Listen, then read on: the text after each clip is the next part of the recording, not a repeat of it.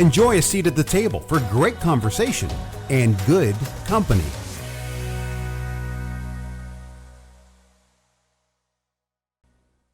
Welcome to And Good Company. I'm Sarah Fiedelholtz.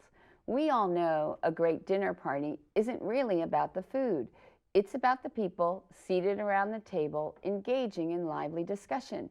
And Good Company gives you a seat at the table to enjoy smart and interesting conversations as they happen. I am pleased to be in the company again of Julia Meek, who is the WBOI Arts and Culture reporter. She's the host and producer of Folktales and a living legend artist of Fort Wayne. So welcome. That was quite a welcome. Thank you so much. It's always fun to sit at your table, Sarah. Well, thank you. And so the reason that I'm asking you to sit here today and have this conversation with me, unlike most shows, which I don't know where they're going to go in the direction, is because I've been working on this project about happiness and how people define happiness. And you were gracious enough to participate in the actual exhibit that I'm doing with the Jeffrey Kroll Gallery here at the library. So I wanted to talk to you a little bit about happiness and also the role of music and songs in terms of not only how music inspires musicians in terms of happiness, using happiness as a muse, but also the role that music plays in people's lives to make them happy. So the first thing I wanted to sort of start with is looking at the idea. I mean, obviously, you know, you, from your creation of Folktales and using that it's a unique form of storytelling. And, you know, you've created weekly programs with, you know, a variety of themes, everything from sunshine and blue skies, joy, education, shame. I mean, you name it, you've covered it. So I'm curious, when you think about happiness as a theme in music from around the globe, what are your thoughts about it and how is it used as a muse? Music does make the world go round. We certainly know that. And yes, thank you for your interest in folktales. And certainly with folktales, the whole premise of folktales is that through music we can best understand and respect the peoples of the world. We can best understand ourselves as well through our music, through other people's music, just through the language of music. So one answer, I'll try not to ramble throughout this conversation, but one answer to your question, it's all about the music. And music is a language, and we might say many wonderful things about happiness as music as muse, connecting everything all together. And of course it's true, it's probably been said before by someone way more eloquent than I am. The thing remains, music's the best way to understand everything. I also like the quote, and use this one a lot, the greater part of our happiness or misery depends on our dispositions and not on our circumstances. Now, Martha Washington was attributed with that quote, but it's got to be ancient. It was written somewhere without words on a cave painting wall somehow, you know, to convey that message, because we have to keep happy to have hope. It's a great component of hope, and we have to have it to go forward. That's been so since ancient times. And if you think about that, the first way that people would express their emotions, be it happiness or sorrow, is the voice, and maybe, you know, and with song.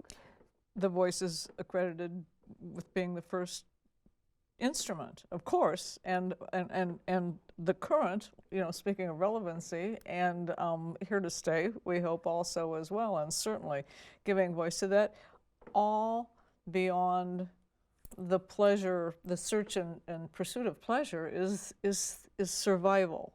And so linking it with that, having again the hope, they're fairly close in the dictionary, and that's with a good reason too, of course, because at least psychologically in the Julian area, I'll say. But yes, it all goes together with being able to pick up and carry on and to remember what you need. Music is a tool for learning and remembering, of course, as well. everything, where there's danger, what you did when there was sadness, but certainly the pursuit of happiness. And so you also talk about that music, you said, I'm quoting you, is the thing. It's our walking pace.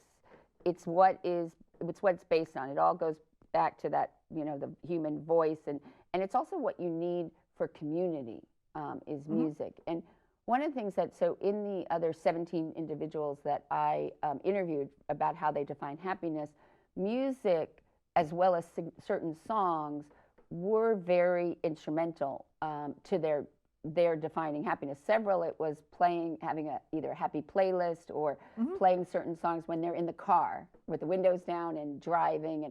And so why is it, do you think, that songs and specific songs are so important, or we link them to either our current or past happiness?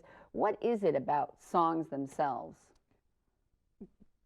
Thank you for bringing up the thread of the walking pace, because yes, that's the first feeling and connection. The further back we go in time into the hunter-gatherer, the moving and connecting and quite communal lifestyle, that's one learns to feel that prenatal, neonatal, in the backpack as you're walking down the road of life. Truly, your walking pace is your music pace, and it's your heartbeat. It's the external heartbeat, if you will, of carrying it along. It is in you. It's all around you. We relate. That's why it's easier, even with music, than art. You don't even have to use your eyes. You hear, and you are into quite literally the pace and the heartbeat of your community through your music. Yes, if it's expressing a sad, we have the whole range of emotions are there and necessary. Being happy all the time, that would be another folk tale, but being happy all the time doesn't, kind of takes the big thrill out of being happy. Right. We need the textures, we need the paces, we need everything, to carry us through life and reflect on what is happening with us. But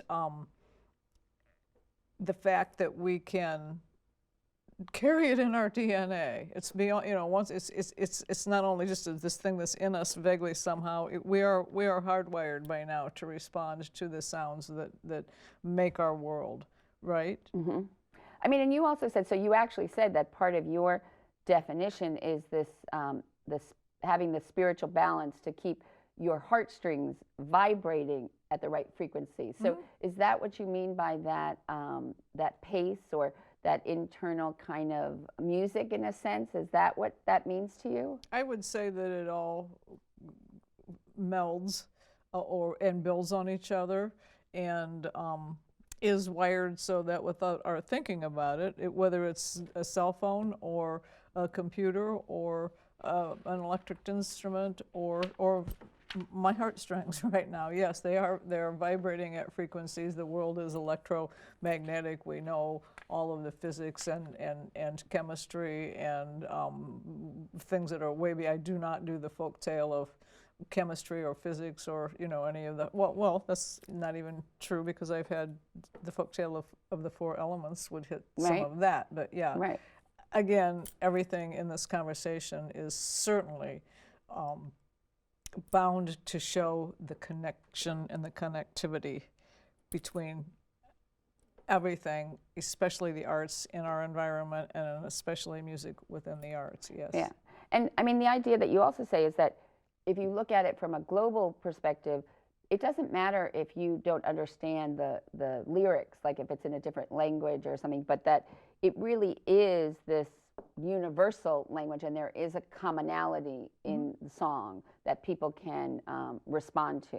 That's something, by going on a topic around the whole musical globe, that we prove week in and week out. It's not contrived or forced in any way, because the music that represents a certain feeling or emotion or characteristic or whatever will affect the same parts of the brain and the same chemistry within 100 different people, that commonality will be there. Same of all of the arts, but I do think that music, because it comes totally from that walking pace and the beat and resonates in our heartstrings, is immediate and, again, easiest to be taken universally. And I think also the idea that songs make us feel something. I mean, if you think about Which was their point, correct. right, which is the nature really of country music or folk music. And but when you originally were thinking about folktales, which was really using music for storytelling, you know, it would have been easy for you to do just country music or folk music, but you felt that that wasn't really what your intent was. So talk about the intent of folktales in terms of how to use music to show and demonstrate different emotions like happiness. Well, first of all, in figuring out the perfect combination for a folk tale, I knew that I didn't want to be bored, and I didn't want to bore my listeners. And to me, and any one country, and don't ever make me try to say what country I love the most, or would prefer if I could only have one country's music, because I would hate to have to choose, but just so. I would think it would be very boring week in, week out to only work within a certain frame, bound by geography, even socioeconomics, even any one thing, but especially geography, because our world, our brain, our thoughts, our feelings, our own melting pot is so much bigger than that. So, with that in mind, it's just natural to try to paint, to make a texture. I will also always be the first to tell you that doing a folktale is just like painting the most wonderful picture that you can dream up, but you paint it in music, not in brushstroke or whatever your medium might be. And so that is another reason that I prefer the comparative, the collage, the big sweeping panoramic view of whatever we are discussing that is a common thread. That's another point of folk tales as we discuss the universal similarities and connections and tell those stories. And what do you, why do you think that music is the most powerful means of expression? Because it can resonate, probably in you know, in the laws of physics. I do expect that goes far.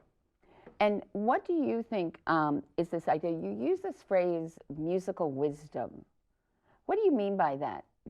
Is it that music can, you know, sort of help teach us, or, you know, guide us along the way, or what we take from songs? Sure, if you take it, I mean, it's contemporary, it's an ageless, timeless thing, but much like those cave paintings, that's all they had. And it got us here today. I don't know. I don't know. Our cell phones would if we had the electricity. If we had the grid, we've kept them on the grid. I mean, of course, back so the primitive grid, there was the way, the path, your pace, your walking pace, resonating inside you, and the next direction that you get on a cave painting around that bend, and that's pretty powerful.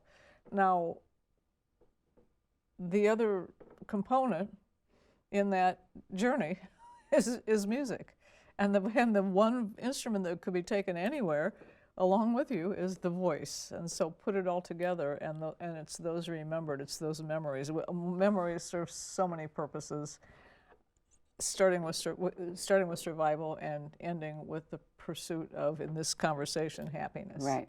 And it also, a lot of times, that those memories and the recollections of past times when you were happy or you remember certain things were when you play certain songs, or certain songs make you think or bring you back to that time. So it allows you to create that happy experience for yourself.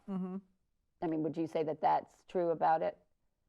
It's vital to it. Again, survival and surviving well, then as now, relies a lot on how well you remember and act on what you remember. And the best way to do that is to have a really full graphic, the most effective network of prompts that you possibly can. So yes, that certainly plays into it. And then taking it past that, when you don't need it for survival, all of those things from ancient times till now weren't just pulled out when it was time to see what we need to do next. It was for every bit of enjoying the present, remembering the past, all of the things that are human nature that make people people, that make us a community and a universal collective, I think. And so when I looked at, I was looking at some of the songs, the top 20 happy songs of all times. So there's obviously "Don't Worry, Be Happy" by Bobby McFerrin, which actually he said that the lyrics were inspired by a phrase popularized by an Indian mystic. And then there's "Happy Together" by the Turtles, and "You Made Me So Very Happy" by Blood, Sweat, and Tears, and even more recent "Happy" by Ashanti, and My Happy Ending by Avril Lavigne. But a lot of the happy titles were also songs from the 50s and 60s. And I'm wondering, from your perspective, was that more of a, because you wouldn't necessarily think that part of the 60s was such a cheerful time, but why do you think that so many songs that were produced and created in the 50s and 60s use the theme of happy and being happy? Well, I'm glad you asked. And as we look again through the pages of the Julianary, I think that such a very important part of our whole collection of preserving the folk music and the folk customs actually were being harvested, came to fruition, being harvested by the 60s, and that's because of recording equipment and the ease and accessibility. One of my particular musical heroes is our Murray Schafer, who's quite a composer and musician and musicologist from Canada, and he attributes amplification to being the biggest connection and modern connection, and it happened early in the 20th century when people could finally amplify, record, share music. Since ancient times, and again, there's so many quotes, there's so many themes, there's so many stories, there's so many true cases. The Songcatcher is a wonderful, barely fictitious movie set in transitional times in the South that was talking about women coming into power within university settings, all following one woman who wanted to go down and record the true music up in the mountains, and that was quite a story. But as soon as somebody could get out their the child ballads before recording, he could scribe it. He wrote those down. He understood the importance of connecting and getting it before it was lost. There's the other key word before or three. It was lost. That's the important thing. By the 30s and 40s and 50s and 60s, portable recording equipment. The Lomax brothers. We've spoken before off camera about this, but they believe so much in finding music around the world to substantiate or to go take the next step after Child and his ballads. So they couldn't wait. They took the then portable recording equipment of the day, which was probably maybe twice around as this table, and they were out getting. Somebody got Woody Guthrie before he passed. Things like that became so instrumental.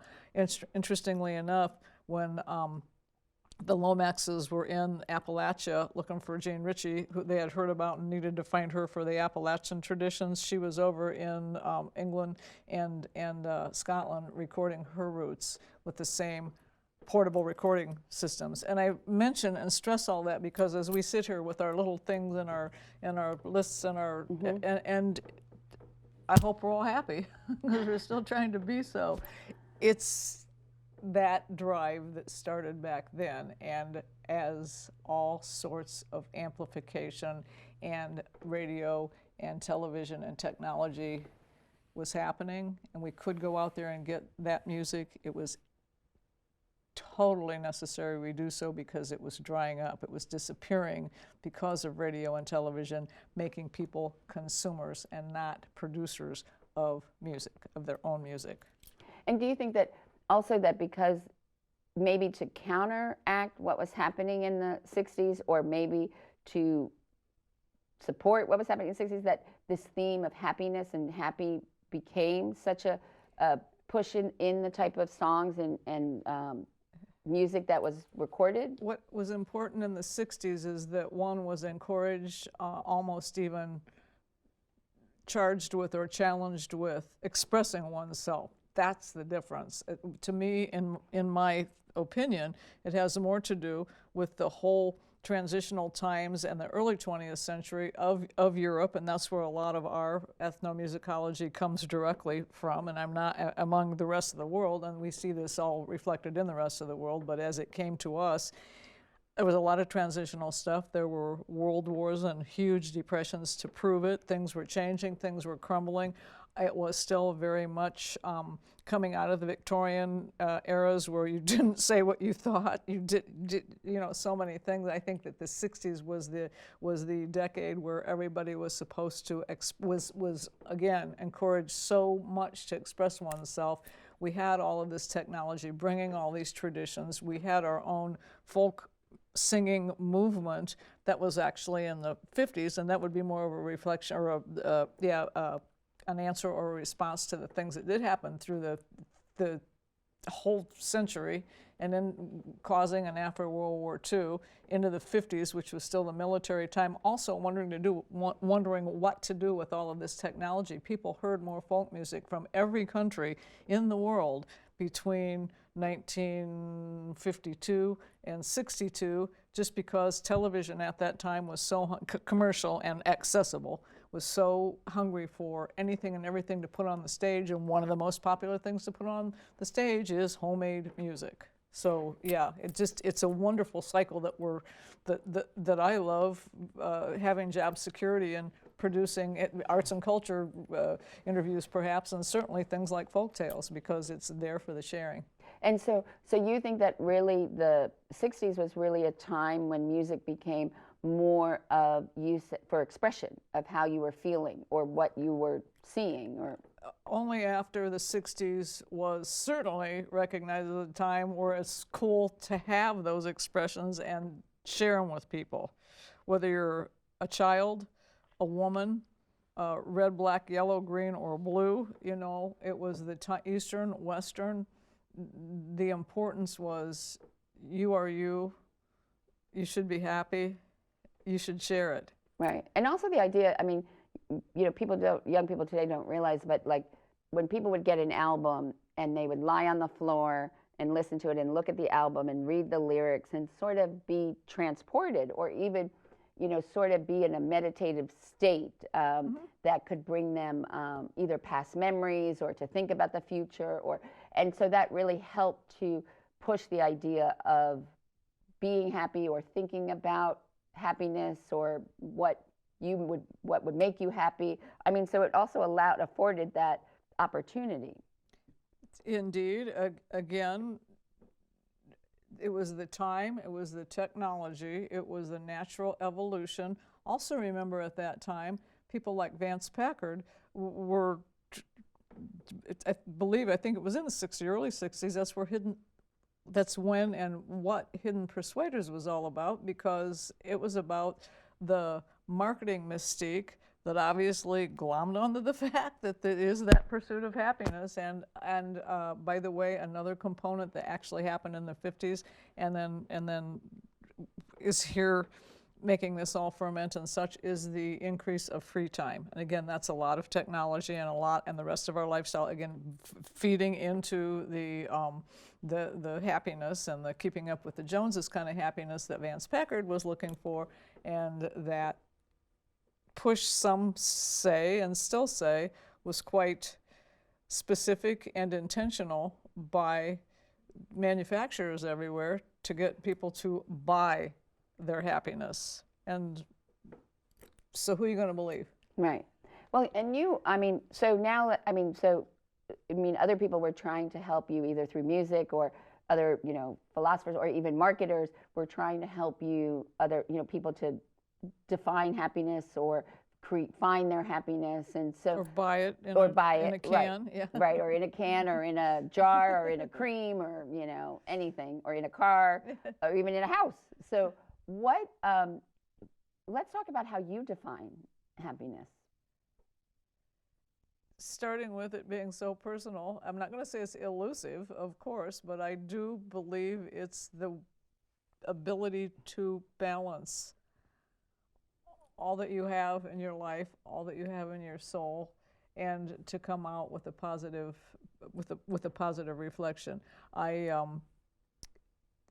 have another odd little situation. I love my life and everything that I do. I don't have time to watch a lot of television. It's not. I enjoy the medium and what can be done with that large or small screen, to be sure. My chance to come across a performance, a little performer that was on The Voice some years ago. Just was just a little snippet going from A to B real late one night, and found a little video, and it was a little beautiful young woman. It came out in her little pre-performance speech that she had been suffering for the last few years of cancer, so she was pretty hard off. She had a beautiful singing voice. She was on an emerging, beautiful little career. She went by Nightbird Jane, and she did go on to sing her piece, but the quote was that she shared with us was, "You can't wait until life isn't hard anymore before you decide to be happy." I thought, well, leave it to a brilliant and beautiful person firsthand to be able to even form that and share it and say that she is a nightbird indeed, but how true that is. And that speaks not just as I mean, it's a very positive thing, and we all wish and hope that we can do that.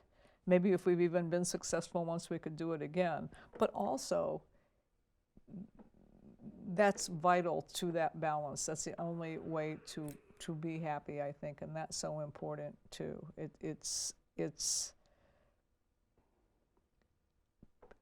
I want to be happy because I want to survive. It could be as simple as that.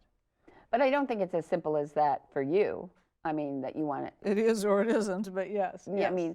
I mean, you also, when I interviewed you for the exhibit, one of the things that you may or may not realize that you talked a lot about and associated with your happiness was this idea of security and safety. And I'm wondering, because you talked about it with, even with things, like you wanted to have just enough, you know, to satisfy your needs and things, but not too much. You talked about that even when you were teaching and you realized some of the insecurity that the students had with food and clothing and shelter. And then you also talked about the security that you got from your grandmother, about not being afraid of anything. Mm-hmm. So talk about, and what I'm trying to also show is that how your experiences through your life and those who, you know, helped you through your, you know, childhood years, how they sort of help you create your own, I guess, definition of happiness. But talk about this whole idea of security in all of these ways, that how that influences your happiness. Again, and I am speaking for myself, but if we go back to the most ancient of times, especially before the agrarian lifestyle kicked in, and there was that sort of comfort or a new way to define being comfortable because you could stay in one place. It still goes back to the fact that there has to be some connection between the hope that you need to go forward and your own self-preparedness to allow you to get there and to continue to go forward, that motivates you, that makes you want to be, makes you know in yourself, and that's self-confidence, yes, of course, and it's also security, to know that you don't have to worry about everything. Don't worry, be happy. You don't have to worry. You can be happy. And a lot of that is I'll bring up the grasshopper and the ant or the little red hen, and then we don't need to bring up any more of those. But there are always guidelines to help you do what you need to do and get where you need to be so that you can have that feeling, because you need that feeling to be able to concentrate and focus on the rest of your life. That in itself will make you happy, and it's all about being happy. Again, I hate to speak in so many oversimplifications, but I feel that is so. It does help, even though one may not have a lot of resources, if one is resourceful. And that's where being able to express oneself. That's why I say I've always felt it easier for me to be happy. And those people in my life that mentored and helped me form those things at a very, very early age were of the same mind. I don't know how I would be if I was raised by other people, but I truly believe that if you can do for yourself, for survival, that's an empowerment. If you can create, and I do think I'm so fortunate and blessed to be able to create, it doesn't matter how well, but I can share a thought, I can convey a thought, I can put a thought down on any surface with almost any medium. I never met a medium I didn't like, and that does certainly carry to music. And then if you speak of communal aspects of both, well, communal art is just something so powerful as, again, making music by oneself is too, but making it with a group or sharing something that everybody knows, it's just it exponentially is just concentric circles getting bigger and bigger and bigger, not dissipating because it hits yours, and then together they make one great big power. And that's where I want mine to be as strong as it can be, and it is made stronger by the creativity and the preparedness, those two things, and then it's going to get me closer to yours and what's going on in your world. Does that make sense? Mm-hmm. And do you think that because creating and being creative is so important to you, do you think that we create our own happiness? By Martha Washington's description, yes, certainly I do. I mean, yes. Create, in the selection process, I'll say yes. And I mean, you always say that you think, that you can always find something to be happy about. I mean, do you think I that? hope so. I mean, yeah, so knock on wood so far. So do you think that's something that was just natural to you? Do you think that's something you intentionally create for yourself? Do you think that's something that maybe that your grandmother gave you? I think I'm fortunate that I was surrounded by parents and grandparents, again, very creative, very resourceful. I wish it could have been way easier for them, because my own mom had a hard path to go. We lost our dad when we were very, very young. Plenty of circumstances that everybody has in their life. And I remember I think I'm blessed at a young age I was sat back and listened and watched, and you do hear the music and you do see those paintings along the still, no matter how figurative they all may be by now, about what you could or should be doing, what you can and hopefully will be creating to form your own security and to make your own world and to help other people, because that to me is a big part of it too.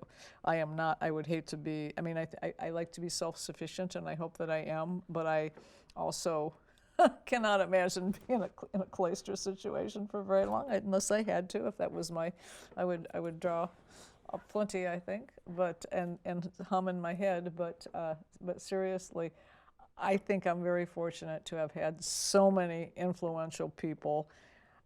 Again, not always the average circumstances, especially for growing up in those 50s. And to this day, I am so happy to have always stayed outside all of the obvious or still, even in the 21st century, these constricting or confining boxes that people might want to be in or put other people in.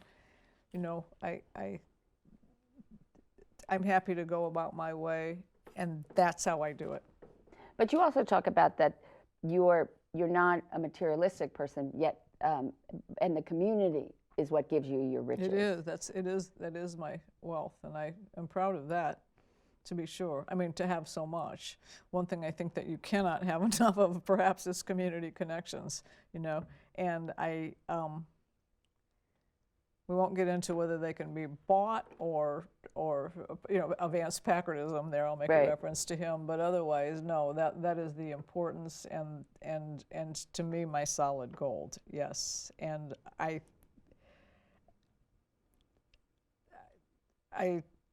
there's no secret recipe for building that kind of or even wanting or making it satisfying for you, but I do think that I'm very fortunate to have always had the resources to be able to share with the community. Mm-hmm. Yes. And clearly, when you think about your own creativity with the arts, helps you to express and be happy. But what role do arts like music or listening to music or going to see an exhibit or, you know, photography or a musical, what role do those play in terms of your own definition of happiness beyond just you being a creator in the arts?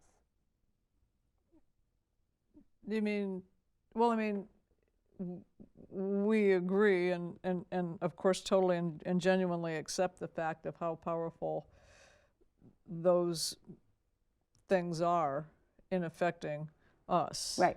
I want to know how they really affect you personally. Like when you listen to a great piece of music, or you see an incredible painting, or you know, you watch an incredible dance performance. Oh, I mean, of course it's thrilling. Of course, I mean, it's total. To me, it's a totally immersive, as well as I'm not going to say that I'm possessed, but it's putting on yes, it's being saturated. Perhaps might be a word if you're, and I maybe easily saturated or attracted, but yes, I like letting those floodgates or the barrier, whatever you want. I don't feel about like barriers up and down. I guess is my eyes and ears are genuinely and almost always open. I hope to be. I guess that I think that working hard to keep not only an objectivity about oneself, just as a general, because approach any day, there's enough to do without fighting your own subjectivity. So it's like, this is get neutralist. Yeah, neutrality is a nice thing to put on in the morning and have with your morning cup of joe or whatever you have, and then go out and face the day. Yes, and if you do that, everything that's out there is going to present itself to you. Now again, this sounds, yes, ridiculously simple. The stuff that the fables and the wisdom tales and the Kata and the Bible, every good book, East, West, North, and South, Spirit, will tell you. So I'm not saying anything new. I do think the key is be ready for it, be watching for it, and have something that you know you're going to do with it when it comes. So do you think of yourself as someone who is easily made happy? Yes. You know? Yes, even my friends and my enemies will, and everybody in the vast middle will tell you I'm pathetically optimistic at times. Also, maybe even in the same paragraph or at the start of the next one, they'll tell you I'm brutally and blatantly honest. That's part of objectivity too. And I think that, you know, do I like every piece of music? Do I only listen to pieces of music I like and think of little candies? And no, I mean, and I love Mr. Rogers, but I'm not Mrs. Rogers, or even in the Rogers family. I mean, I would love to be thought of as some tail relatives or a great big fan of the Rogers family. But seriously, I just think that if you keep that attitude, we can only help people help themselves. We cannot do stuff for people either. So I cannot tell you anything magic except open your heart and soul to it, and eyes and ears and brain and everything to whatever it is. From survival to happiness to dealing with sadness to dealing with all the other things. Sadness, again, you can't wait till things aren't hard. You can't wait till everything's perfect. You can't wait till there's nothing making you sad in order to be happy. Right. Well, that's what your whole right. point of this is all Right. about. Well, it's the whole idea that people say, oh, I'll be happy when I lose 10 pounds, I get that job, I get that raise, I buy that new car. And the state is that they may be happy for a moment, or it may, but not. It's kind of like the folktale of shoulda, woulda, coulda. But yeah, just so. Especially if it is, the more physical something is or material, because certainly a roof over one's head is very, very physical. But it's, and necessary. I mean, food, clothing, and shelter being essential. But yes, the inner peace and calm, that doesn't come from stuff, and it comes from your own heart and your own heartstrings. Yes. So. And do you think that your definition, both for looking at other people, but really for yourself, do you think it changes as you get older, or you move through different stages of life? As we've just been talking, mine's pretty basic and pretty primitive, as in, meaning primal, if you will. So I more work toward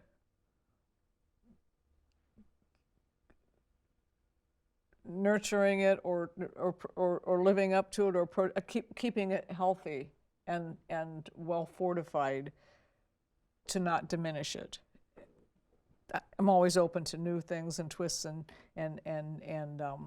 ways to do anything better, and that would be including to keep a good attitude, especially as we do get to this end of our life's food chain, But and I'm always happy to learn new things. That's part of, I think, what keeps me happy. I don't suggest anybody do what somebody else is doing to make them happy.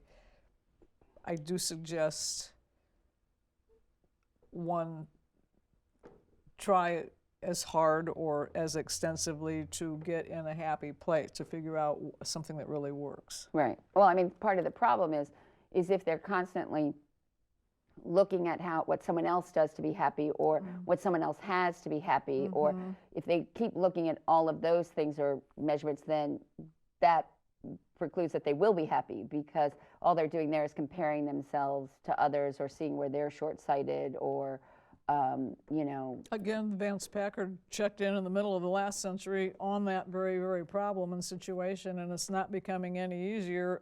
Everything, for every action, there's an equal and opposite reaction. For everything that's your best friend, there's going to be something that's going to make it like your worst enemy.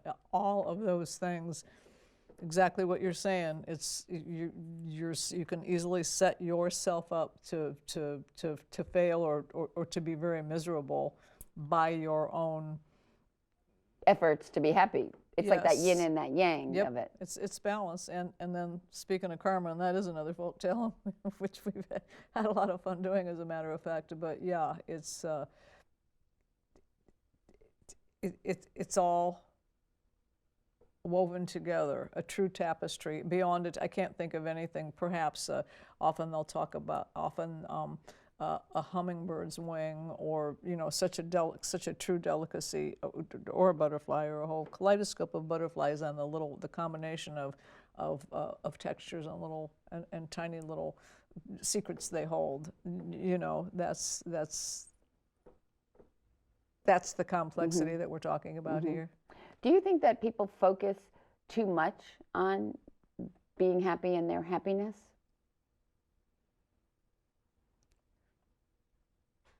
Again, referring to Vance Packard, it all depends on what you think you can buy to get it. But I will counter by saying this isn't for everyone. But I think that it's, I think self-absorption,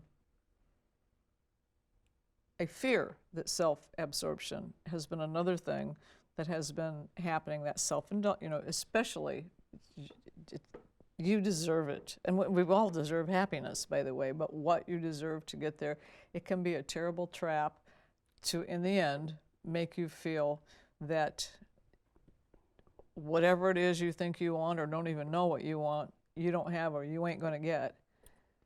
So that's like a counterproductive a prompt right there. And I think that far too often, especially in this 21st century now, that's certainly like this, and again, going back to social media, kind of pushing, think of, it's all about you, it's all about you. Well, in my mind, it's all about the whole world, and so I can't force other people to have that perspective, but I think that it's way harder to be happy if you don't have that kind of a perspective. I would counter with, what have you done for somebody else in the last 24 hours? I am certainly a huge, huge advocate, a fierce warrior for volunteerism.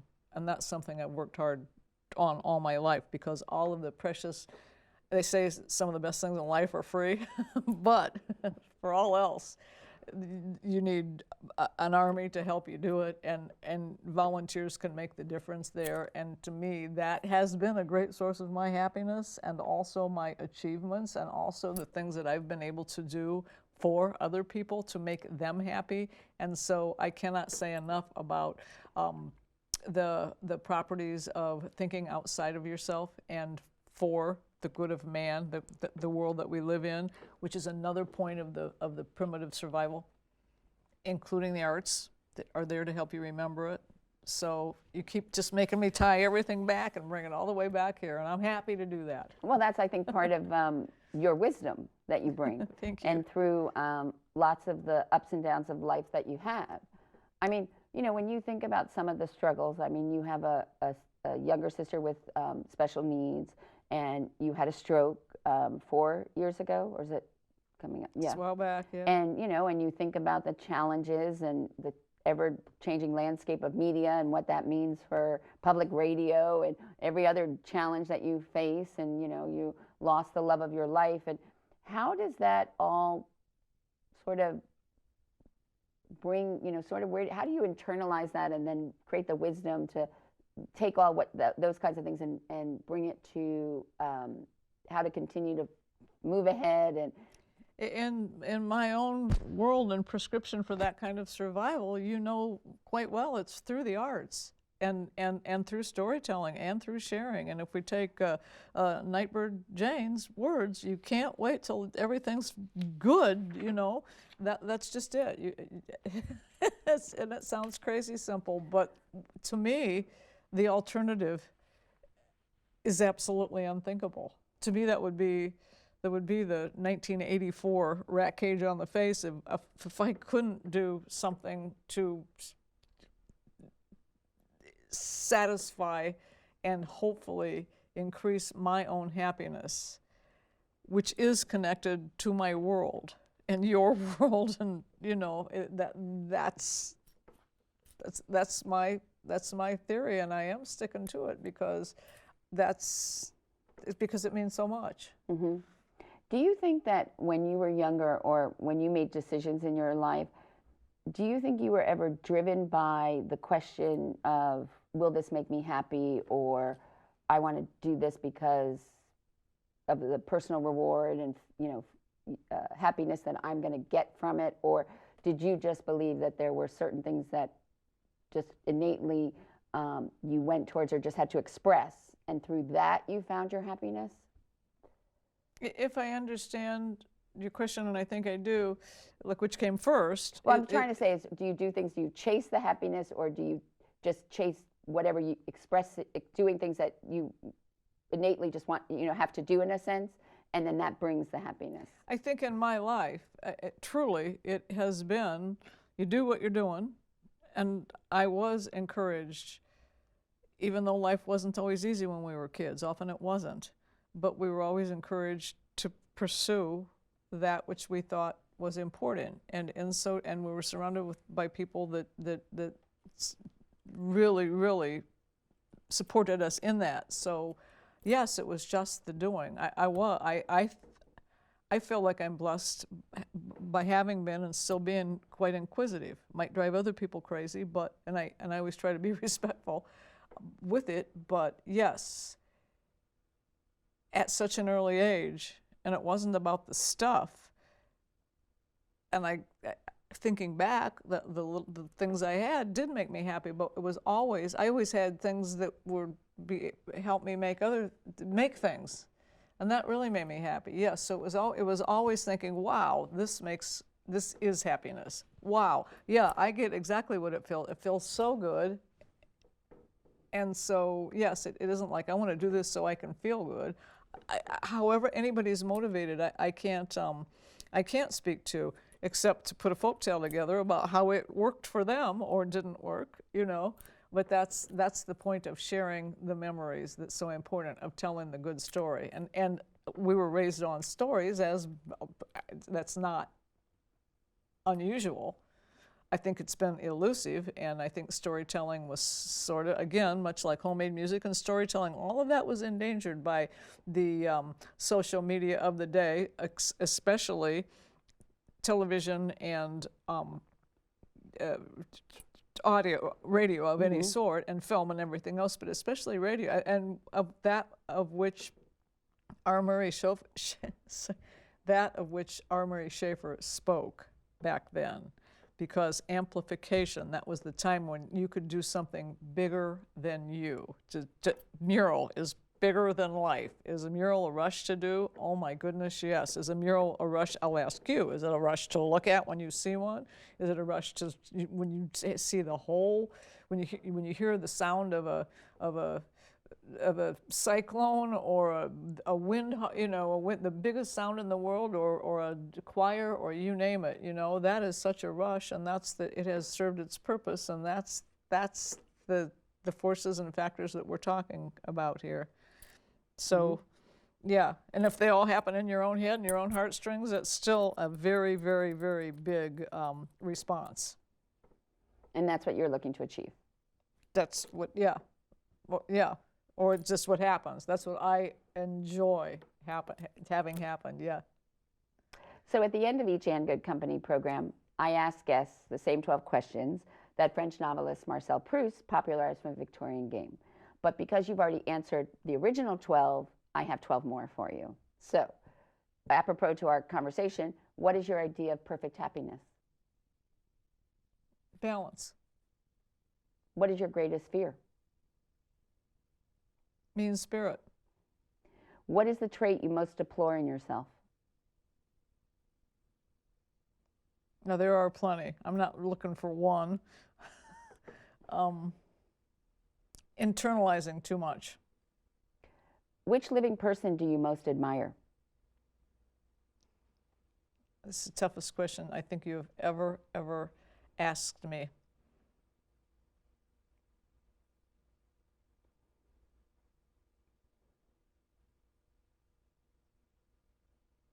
I simply can't single out a living person. There are many, starting with yourself and going through all of our community all the way. What is your greatest extravagance?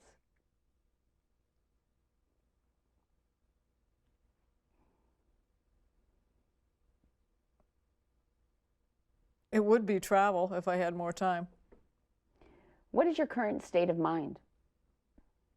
Happy. On what occasion do you lie? Surprise birthday parties. I'm a terrible liar. Which words or phrases do you most overuse? Peace. What talent would you most like to have?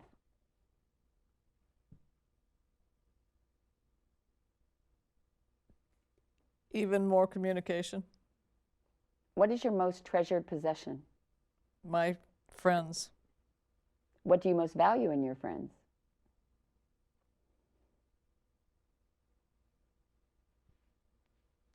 their goodness. What is your greatest regret? All the things that I didn't get to do to help somebody. If you were to die and come back as a person or a thing, who or what would it be? Something bright and beautiful and probably blue. That's all I can narrow it down. Well, you did some good narrowing down there. I want to thank Julia Meek, who for the past 35 years has given so much more to the community, and you should be recognized as what I call a volunteer extraordinaire, a Renaissance woman, art advocate, community warrior, and I want to thank you for having a seat at our table. Thank you. Truly peace and happiness to you. Thank you. And you can learn more about And Good Company and all the other great conversations we have had at andgoodcompany.info. And we look forward to next week when you can again enjoy a seat at the table for great conversation and good company. There we go.